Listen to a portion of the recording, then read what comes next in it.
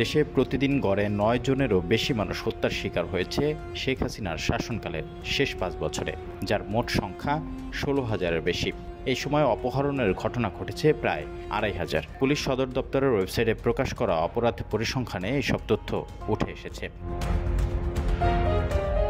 শেখ হাসিনা সরকারের মেয়াদে ২০২৩ সালের নভেম্বরে নওগাঁয় খুন হন বিএনপি নেতা কামাল আহমেদ।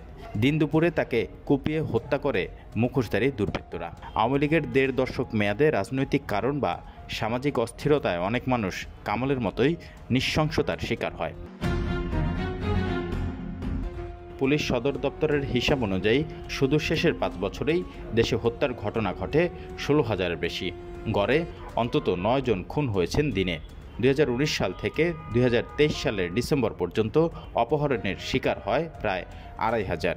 এই সময় ছিনতাইয়ের অভিযোগ মিলেছে ৯,৯৫৫টি, ডাকাতির মামলা হয়েছে ১,৬০০টি। ৫ বছরে নারী ও শিশু নির্যাতনের ঘটনাও আঁতকে ওঠার মতো। পুলিশের সাবেক মহাপরিদর্শক নুরুল হুদা বলেছেন, গদি টিকিয়ে রাখতে আইনশৃঙ্খলা বাহিনীকে খেয়ালখুশি অনুযায়ী ব্যবহার করেছে হাসিনা সরকার, তাতে বেড়েছে অপরাধ। তিনি আরও বলেন, বিগত সরকারের সময় দেখা গেছে মাত্রা অতিরিক্ত শক্তি ব্যবহার হয়েছে, এর সঙ্গে নীতির কোনো সম্পর্ক নেই।